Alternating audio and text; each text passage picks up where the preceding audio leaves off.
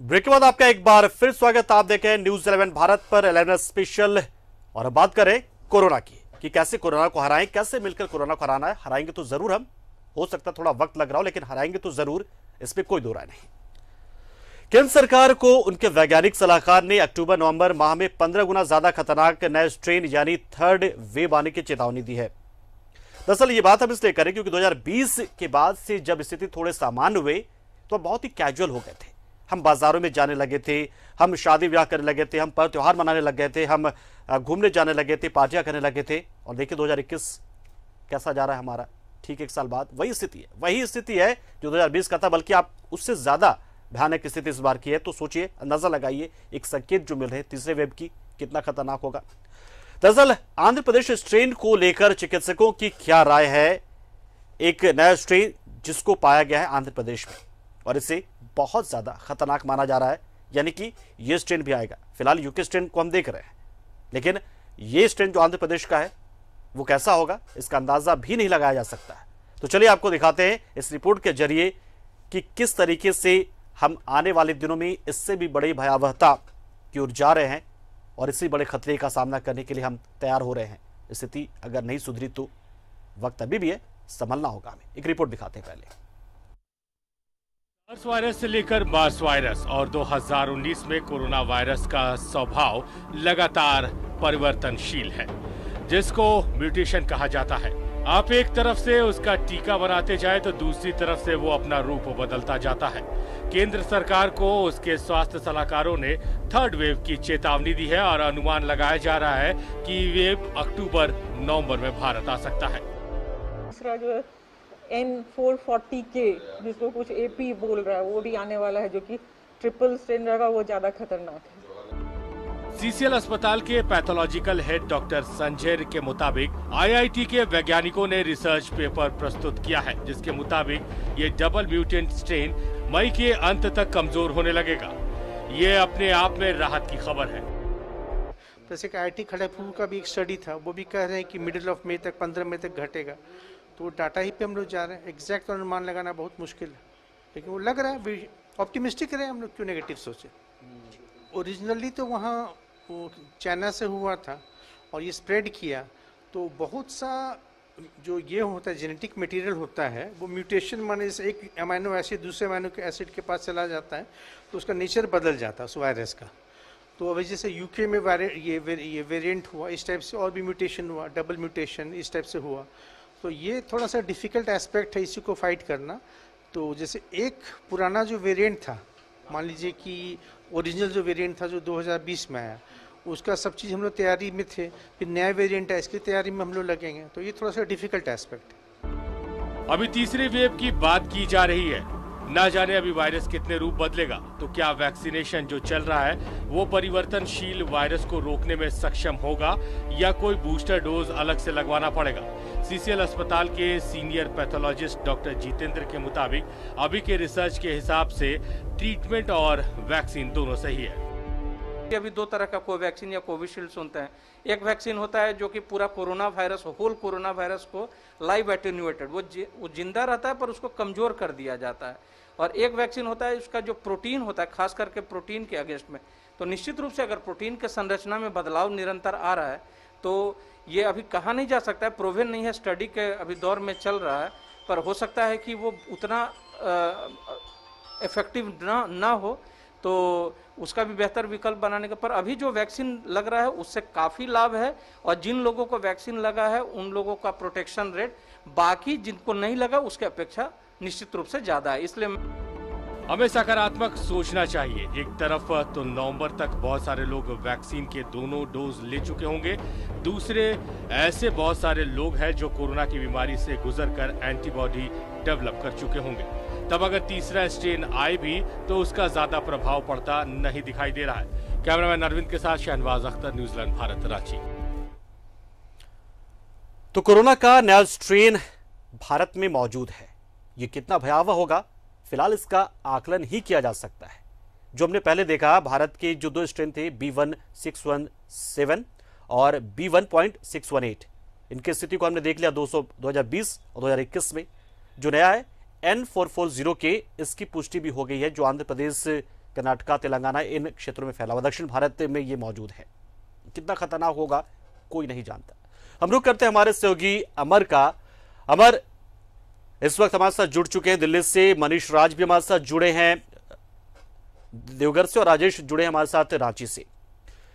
हमारे एक संकेत मिला स्वास्थ्य मंत्रालय, केंद्र सरकार से, स्वास्थ्य विभाग से कि एक नया स्ट्रेन भी दस्तक देने जा रहा है, लगभग दे चुका है, थर्ड वेव की बात भी की गई।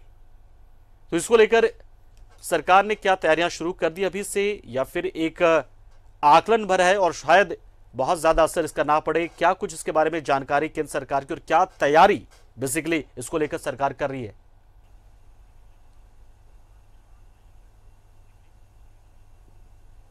बिल्कुल, देखिए आज से 5 दिन पहले ही जो इस चीज़ के कोविड के एक्सपर्ट हैं उन्होंने कहा था कि 15 तारीख के बाद से जो पिक पे होगा, और यानी तीसरे दौर की ही बात की जा रही थी। अब सरकार ये कोशिश कर रही है कि जो भी लोग बचे हुए हैं तेजी से उनको वैक्सीनेशन करवा दिया जाए, ताकि जो भी अटैक हो उनका असर कम हो, और जो असर कम होगा तो उनको बचाया जा सकता है। अभी फिलहाल जो आप देख सकते हैं कि जो जिस स्थिति में और जिस तरीके से और जो रेशियो में वैक्सीनेशन हो रहा है, उसमें मुझे नहीं लगता है कि अभी 1 साल तक जो है पूरा कंप्लीट कर लिया जाएगा तकरीबन 130 करोड़ लोगों को। अभी कोशिश ये की जा रही है कि सभी लोगों को वैक्सीनेशन करवा दिया जाए। यही वजह था सरकार की ओर से कि 18 साल के ऊपर से जितने भी लोग हैं अब उनको भी करवा दिया जाए। अब फिलहाल जो वैक्सीनेशन चल रहा है, उसके बाद दूसरी ओर ये कहा जा रहा है कि जो सभी जगहों से, चाहे ऑक्सीजन की कमी हो या फिर तमाम जो चीज़ें दिक्कतें हो रही है मेडिकल दवाइयों को लेकर के, वो भी बाहर से भी मंगवाया जा रहा है कि ताकि हम एक बार फिर से अब तैयार रहें।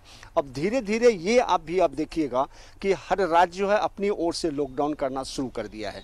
उसके बाद केंद्र सरकार लगातार ये कह रही है कि बेवजह बाहर आप ना निकलें, और राज्यों के ऊपर भी ये कहा जा रहा है कि आप भी जो है इस पर हिदायत बरतें और उस पर कड़ाई से इसका पालन करवाएं, कि ताकि लोगों का रोजगार भी चलता रहे और उसका कोरोना को जो चैन है उसको भी हम तोड़ने में सफल हो जाएं। यही वजह है कि अगर आज की बात अगर करें, मेडिकल रिपोर्ट की बात करें या स्वास्थ्य मंत्रालय की बात करें, तो ये एक चौंकाने वाले केसेस आए हैं। तकरीबन 4,12,000 नए केसेस आए हैं और लगभग 4,000 जो है वो की मौत हो गई है कोरोना की वजह से। ये वर्ल्ड में पहली बार इतना भयावह है हिंदुस्तान में। तो इसके लेकर के सरकार लगातार ये कोशिश कर रही है, दवाई हो या फिर मेडिकल की जितने भी व्यवस्था है वो की जाए, लेकिन जिस फ्लो से बढ़ता जा रहा है उस फ्लो को रोकना जरूरी है। यही वजह है कि सरकार अब राज्य सरकारों के ऊपर कह रही है और लगातार ये कह रही है कि केंद्र सरकार और राज्य सरकार के बीच में है एक अच्छे तालमेल हो, तभी आप इस लड़ाई में लड़ सकते हैं। और क्योंकि सारा 20 प्रोवाइड जो है केंद्र सरकार करती है, चाहे मेडिकल हो, दवाइयां हो या सुई हो, तमाम चीजें जो है। ये बात बिल्कुल सही है। मनीष का रुख करते देवघर से हमारे साथ जुड़ गए। मनीष, अगर हम व्यवस्थाओं की बात करें और साथ में आने वाले खतरे की बात कर ले, तो वैक्सीनेशन में कितनी तेजी देवघर जिला प्रशासन की ओर से लाई जा रही है और व्यवस्थाओं को कितना मजबूत किया जा रहा है? देखिए पंकज, सबसे बड़ी बात यह है कि हमारे देश की सबसे बड़ी विडंबना यह रही है कि हम स्वास्थ्य और शिक्षा, इन दो क्षेत्रों को जो पब्लिक सेक्टर के हैं, इनको हमने कभी तवज्जो नहीं दी। और शायद यही वजह है कि 2020 में भी जो कहर हुआ उसमें शायद हम खड़े नहीं हो पा रहे थे। और में अब कल्पना कीजिए आप देवघर की, कि जहाँ पे एम्स है, जहाँ पे एयरपोर्ट आ रहा है, जहाँ के सांसद प्रतिनिधि या सांसद या फिर यहाँ के जो प्रतिनिधि हैं वो दावा करते हैं, विकास की गाथा गाते हैं, विकास पुरुष खुद को कहते हैं, इतनी बड़ी बड़ी परियोजनाएं लाने की बात करते हैं, लेकिन देवघर के सदर अस्पताल में ऑक्सीजन युक्त पाइपलाइन नहीं है, वेंटिलेटर ऑपरेटर नहीं है। बिल्कुल, कौन है इसके लिए दोषी? क्या आज के वर्तमान के डीसी दोषी हैं, जिनको कि निर्वाचन आयोग ने बीच चुनाव में हटा दिया, परसों फिर से दोबारा वो ज्वाइन किए हैं? ये विडंबना है। इस राज्य में भी सरकारें रही हैं, जो भी सरकारें रही हैं पिछले 15-5 साल पहले, कभी यानी कि मनीष पूरे जिले में कोई भी अस्पताल ऐसा नहीं है जहां पर ऑक्सीजन प्लांट लगा हो अभी तक? बिल्कुल नहीं, अभी भी पाइपलाइन में ही पूरी योजना। अब ये जब आया तब लोग बयानबाजी दिए कि हम देवघर विधायक ने कहा कि मैं उसके लिए पैसे दे रहा हूं, प्लांट लगनी चाहिए। तो ये विडंबना है। जरा कल्पना कीजिए इस चीज को कि जिस विधानसभा क्षेत्र में कहिए या फिर जिस लोकसभा क्षेत्र में बड़ी बड़ी परियोजनाएं लाने की बात की जाती है, विकास पुरुष खुद को कहा जाता है, सांसद प्रति, मैं यहाँ से खड़े होकर मैं ये बात कह रहा हूँ। बिल्कुल, ये विडंबना है अपने आप में।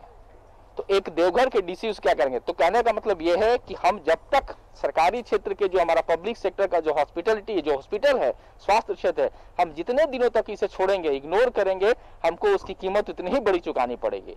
बात 20 की नहीं है, बात 21 की नहीं है। अगर नया स्ट्रेन भी आता है तो हमें तैयार होना पड़ेगा कल के लिए। अटल क्लिनिक खोला गया हर मोहल्ले में, वो क्लिनिक आज भी बंद है, किसी ने उस पर ध्यान नहीं दी। बस जिस दिन फीता काटा गया उस दिन फीता कट गया, उसके बाद किसी ने घूम के देखने नहीं गया कि वो अटल क्लिनिक चल भी रहा है या नहीं चल रहा है। किसी ने ये भी नहीं सोचा कि जिनके नाम पे, जिस महापुरुष के नाम पे रखा गया, क्या भाजपा की यहाँ पे सरकार थी, जिनके नाम पे रखा गया उनका भी ध्यान नहीं दिया गया कि जरा देखे एक बार घूम के कि वो अटल क्लिनिक चल रहा है कि नहीं चल रहा है। तो जरूरत इस बात की है कि जो सुविधाएं हमारी यहाँ आधारभूत उनको हम बढ़ाएं, ये जरूरी है। लेकिन अब जब डीसी दोबारा आए हैं, जितनी भी समस्याएं अभी आ रही हैं, क्योंकि वैक्सीनेशन सबसे बड़ा चीज है, उसके साथ साथ सबसे बड़ा जो चुनौती है वो ये है संक्रमण रोकने का। तो मैं आपको डाटा बता दूं, आज जो विशेष ड्राइव चलाया गया है जिसमें 7300 की टारगेट था, हालांकि 3200 ही हो पाया, लेकिन उस 3200 में खुशखबरी इस बात की है कि महज 50 या 51 या 52 ऐसे ही कुछ लोग संक्रमित पाए गए हैं। इसका मतलब ये हो गया कि महज 1.5% ही आज के डेट में जो नया जो डेटा आज कलेक्ट हुआ उसमें 1.5% ही संक्रमित पाए गए। इसका मतलब है कि जो चल रहा है लॉकडाउन, जो ड्राइव जो सरकार ने चलाया है, जो दीर्घ मददगार साबित हो रहा है। बिल्कुल, कल जब हालांकि मनीष एक खूंटी से एक खबर आई, मनीष मैं ये नहीं कर रहा हूँ कि तुलना नहीं कर सकता, लेकिन खूंटी से खबर आई जिसमें कि जिले में वहां पर ऑक्सीजन प्लांट बैठ गया है। एक छोटा सा जिला देवघर, इतना पुराना इतना समृद्ध जिला वहां नहीं बैठा, तो निश्चित तौर पर जिला प्रशासन की भी गलती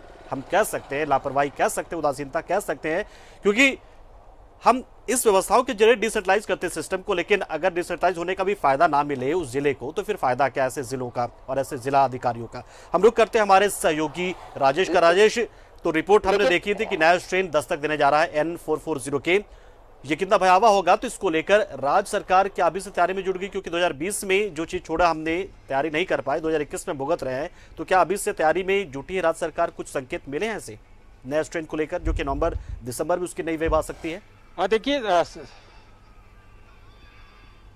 देखिए पंकज, अब नई लहर जब आएगी तब आएगी, लेकिन वर्तमान में जो संकट है उसके हिसाब से आगे की तैयारी सरकार कर ही रही है। और देखिए, पहले सामने की चुनौतियों को पूरा करना है, उसे निपटना है। अभी इसमें क्या है, मैं हमेशा से कह रहा हूँ 3 चीजें अभी महत्वपूर्ण है। सबसे पहले टेस्टिंग, दूसरा है आप वैक्सीनेशन, तीसरा है इंफ्रास्ट्रक्चर तैयार करना। बिल्कुल, ये 3 चीजें जो है मेडिकल क्षेत्र में इस चीज को, इस कोरोना संकट से निपटने के लिए बहुत ही जरूरी है। देखिए, अगर हम टेस्टिंग करेंगे तो पता चलेगा कि कौन कौन संक्रमित है, उनको अगर हम बाइफरकेट करेंगे, अलग करेंगे, तो उससे उनका ट्रीटमेंट हो पाएगा। इसलिए कहा गया है टेस्टिंग, ट्रेसिंग एंड ट्रीटमेंट, ये ट्रिपल टी का जो फॉर्मूला है इसीलिए है। तो सबसे पहले है कि टेस्टिंग करके हम आइडेंटिफाई कर ले किन के शरीर में संक्रमण है, उसके बाद उनका ट्रीटमेंट करके उन्हें ठीक करे, स्वस्थ करे। इसके अलावा जो है दूसरा है वैक्सीनेशन। वैक्सीनेशन का बहुत अच्छा असर पड़ रहा है। आरंभ में कुछ लोगों ने, ये कुछ स्वार्थी तत्वों ने या अज्ञानतावश या स्वार्थवश जो अफवाह उड़ाई थी वैक्सीन को लेकर कि ये वैक्सीन कारगर नहीं है या इससे बीमार हो जा रहे हैं, आज वही लोग सबसे आगे लाइन में लगे हुए हैं। अच्छे प्रबुद्ध लोग, पढ़े लिखे लोग जो है वो कहते थे कि ना अभी वैक्सीन नहीं लेंगे, कि पता सुन रहे हैं कि क्या क्या हो जा रहा है। लेकिन वैक्सीन की इफिकेसी इतनी अच्छी है कि आज वही रामबाण बन के है और सब लोग दौड़े जा रहे हैं, हर उम्र के लोग। क्योंकि ये 45 से नीचे वाले के लिए अभी परमिटेड नहीं है, वो अर्हता नहीं रखते, लेकिन जो 45 से अबव के जितने लोग हैं सभी वैक्सीनेशन सेंटर पे दौड़े जा रहे हैं। अब वैक्सीन की कमी पड़ रही है। कभी यहाँ वैक्सीन पड़े रहते थे, स्टोरेज थे, आज ये स्थिति है कि जो सरकार ने तय कर लिया, इतनी भीड़ हो रही है कि सबसे पहले जो पहला डोज लिया है उनका दूसरा डोज का इंतजाम किया जाएगा। बिल्कुल सही सरकार का निर्णय है, क्योंकि अगर दूसरा डोज समय पर नहीं लेंगे तो पहले ली गई वैक्सीन का असर खत्म हो जाएगा या कम हो जाएगा। दूसरा सरकार ने किया है कि जो 45 प्लस के लोग हैं उनको वैक्सीन देनी है। वो पहला डोज हो या फिर दूसरा डोज हो। तो सरकार ने ये तैयारी कर ली है। अब देखिए यहाँ पर समस्या क्या है 18+ के लिए, ये वैक्सीनेशन का कार्यक्रम भारत सरकार ने तो घोषित कर दिया, लेकिन उस हिसाब से वैक्सीन प्रोड्यूस नहीं हो रही, तैयार नहीं हो रही। राज्य सरकार को 5 लाख का कोटा मिला है, जिनमें से 1,34,000 वैक्सीन पहुंचे हैं यहाँ। जहाँ राज्य सरकार ने 25 लाख करके दोनों कोवैक्सीन और कोविशील्ड के लिए ऑर्डर दे दिए हैं। पैसे भी पेमेंट हो गए हैं दोनों निर्माता कंपनियों को। इसलिए मैं कह रहा हूं कि वैक्सीनेशन प्रोग्राम ड्राइव चलाना बहुत जरूरी है। यही इलाज है। अगर तीसरी लहर आती है तो यही वैक्सीन संभवतः आगे भी काम करेगी। और कम से कम देखिए वैक्सीन का असर यह है कि डॉक्टरों का कहना है कि वैक्सीन जिसने ले लिया है वो आईसीयू नहीं जाएगा, वो वेंटिलेटर पर नहीं जाएगा, ये डॉक्टर दावे के साथ कहते हैं। अन्यथा अगर पाया भी हमने ये पाया अलग बीमारी ना हो, रिपोर्ट भी जो आई थी इसका ये असर है। सीरो सर्वे उसमें भी कहा गया था कि 90% लोग ऐसे थे जो क्रिटिकल कंडीशन में कोरोना के जिन्होंने वैक्सीन नहीं लिया था। बिल्कुल अमर का रुख कर लेता। अमर, वैक्सीन को लेकर सवाल खड़े हो रहे हैं कि वैक्सीन की सप्लाई नहीं हो पा रही है, केंद्र सरकार ने इसको क्या तैयारी की इसको लेकर, क्योंकि वैक्सीन ही अब हमें बचा सकता है, ये तो तय हो चुका है लगभग।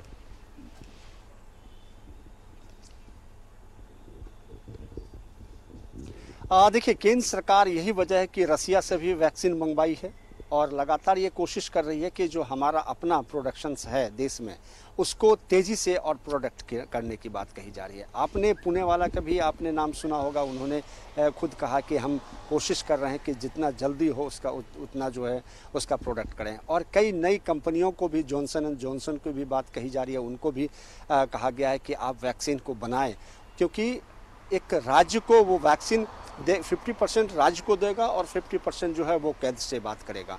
तो यही कोशिश है कि 6-7 कंपनी ऐसे हैं जिसको इसमें कहा गया है कि आप इस वैक्सीन को बनाइए और मार्केट में जल्दी सा लाइए ताकि जो वैक्सीनेशन हो सके। रसिया से जो मंगाया गया है वही कहा जा रहा है कि 94 से 98% जो है वो सटीक काम करता है और उसका असर होता है। यही वजह है कि उसका पहला खेप जब हैदराबाद में ही उतारा गया, क्योंकि जो आप नए स्ट्रेन की बात आप करते हैं या तीसरा फेज़ की बात करते हैं, कोरोना की तीसरी फेज़ की जो बात आप कर रहे हैं, उसको देखते हुए हैदराबाद में इसको उतारा गया था ताकि वहीं इस पर जो है कंट्रोल किया जाए और पूरे देश में वहीं से उसको डिस्ट्रीब्यूट किया जाए। तो मार्केट में या फिर सरकार अपनी ओर से सभी लोगों को इसमें इन्वॉल्व कर रहा है कि जो फ्रंट लाइनर है उनको इन्वॉल्व कर रहा है कि ताकि लोगों को मदद किया जाए। आपने देखा कि प्रधानमंत्री खुद जो है मेडिकल के जो डॉक्टर्स हैं, जो फ्रंट लाइनर हैं, उनसे बात किया। उन्होंने कहा था कि जो फाइनल ईयर के स्टूडेंट हैं मेडिकल के, उनको भी इसमें इन्वॉल्व किया जाए ताकि जो हमारा मेन पावर है, जहां आपको दिख रहा है कि मेन पावर हॉस्पिटलों में नहीं है, डॉक्टर नहीं है, देखने वाला कोई नहीं है। बिल्कुल तो संभव भी नहीं है पहले कि हर एक व्यक्ति के पीछे आप बेड और जो है वो सही तरीके से पाए निश्चित तौर पर, क्योंकि संक्रमण इतने बड़े पैमाने पर यह फैला हुआ है कि संक्रमितों की संख्या के लिहाज से जब आप व्यवस्था तैयार करते हैं तब तक पता चलता है कि संक्रमितों की संख्या और ज्यादा बढ़ गई निश्चित तौर पर। तो फिलहाल कोशिश सरकार, केंद्र सरकार की तरफ से ये हो कि वैक्सीनेशन तेजी से हो, हर राज्य को बेहतर तरीके से वैक्सीन मिल जाए ताकि वो अपने लोगों की सुरक्षा कर पाए, अपने लोगों को बचा पाए, ये कोशिश होनी चाहिए। मनीष रुख कर लेते हैं। मनीष, देवघर में अगर हम पिछले 1-2 दिनों की नए अपडेट के बारे में बात करें जिला प्रशासन की ओर से, तो क्या नया अपडेट क्या है इस कोरोना महामारी को रोकथाम के लिए? किस तरह के किस स्तर पर क्या क्या किया गया है, बहुत ही संक्षेप में? निश्चित तौर पे देखिए, चूंकि संख्या में बिल्कुल बेड की संख्या बढ़ाई जा रही है, ऑक्सीजन की बढ़ाई जा रही है, ऑक्सीजन आने लगा। और यहाँ आने से पहले मेरी बात हुई है डीसी से, उन्होंने कहा है कि जल्द ही जो रेगुलेटर की समस्या उठ खड़ी हुई है वेंटिलेटर में, वो उसका समस्या हल हो जाएगा। दूसरा कि स्किल्ड एक चाहिए इसका जो कि वेंटिलेटर चला है, ये भी जल्द ही खत्म हो जाएगा, समस्या खत्म हो जाएगी। उसके बाद मुझे लगता है कि जो आज जो डेटा मिलेगा यानी कि 3200 में मात्र 52 है, तो निश्चित रूप बहुत राहत देने वाली हुई, क्योंकि सबसे जरूरी ये है कि जो लोग संक्रमित है, हल्का फुल्का भी उनके हैं, वो बाहर ना निकले। आम लोग नहीं निकल रहे हैं। पंकज आप देख सकते पूरा एकदम से अंधेरा है यहाँ। देखिए कोई एक भी गाड़ी, एक से दुक्का गाड़ी यहाँ आती है, यानी कि लोग 90% लोग घर में अपने आप को कैद कर लिए। लेकिन वो जो 10% है जिनमें थोड़ी सी संक्रमित है, वो माइल्ड है लेकिन वो बाहर निकल जा रहे हैं, ऐसे लोग को अगर रोक लिया जाए तो निश्चित तौर पर हम जल्द ही इस महामारी पे जो चेन है जो संक्रमण का, उस पर हम काफी हद तक हम मतलब हम कहते हैं वो उस पर उसके ऊपर रोक हो सकता है। ये बहुत बड़ी अचीवमेंट हो जाएगी आज जो डेटा सामने आया है। तो मुझे लगता है कि जरूरत इस बात की है कि जो मोबाइल वैन से आज जो किया गया ये ड्राइव जो चलाएगा, ये अगर हर मोहल्ले चौक चौराहे पे खड़ा करके 2-2 घंटे के लिए, तो निश्चित तौर पे काफी हद तक हम लोग चेन तोड़ने में सफल हो जाएंगे। और जिला प्रशासन इस ओर सोच भी रही है, काम भी कर रही है। चलिए, बहुत बहुत शुक्रिया मनीष, हमारे साथ जुड़े आप। अमर, आपने अपनी राय रखी, दिल्ली से जुड़े आप, और राजेश आपका भी बहुत बहुत शुक्रिया, रांची से जुड़े आप। तो हमारे तीनों सहयोगियों ने बताया कि किस तरीके से सरकार अपने अपने स्तर पर निपट रही है, लेकिन कोशिश यही होनी चाहिए कि हर शख्स अपने अपने जिम्मे की जो ड्यूटी है, जो कर्तव्य, जो काम करना है, उसे वो अपना पूरा करे। देखिए, लातेहार से रिपोर्ट आई थी कि वहां पे हजारों सैंपल थे, उनकी जांच रिपोर्ट ही नहीं आई। सोचिए अगर उनमें संक्रमित होंगे तो कितने लोगों को संक्रमित कर चुके होंगे अब तक। स्टेशन पर पहुंचते हैं प्रवासी मजदूर या यात्री, टेस्ट हो नहीं पाता है क्योंकि जांच की धीमी गति होने की वजह से लोग जांच करा नहीं पाते हैं, गुस्से में वो भाग जाते हैं। सोचिए संक्रमण कहां तक पहुंच सकता है। तो हर शख्स को अपने अपने स्तर पर अपनी जिम्मेदारी को समझना होगा, वरना 2020 से चलकर जो 2021 में हम आए हैं अभी फिलहाल, और सामना करें कोरोना के भयावह रूप का, नए स्ट्रेन को जब हम सामने पाएंगे तो सोचिए क्या होगा उस वक्त जब नया स्ट्रेन N440 के दस्तक दे चुका होगा। दस्तक तो हालांकि दे चुका है, लेकिन जब पूरे देश में फैल चुका होगा तो हम कैसे निपटेंगे। इसलिए जरूरत है वैक्सीनेशन को तेज करने की और साथ में टेस्टिंग को तेज करने की भी, और इलाज तो करा रही है सरकार। आप खुद पे भी होम आइसोलेशन में भी अपना इलाज करा सकते हैं।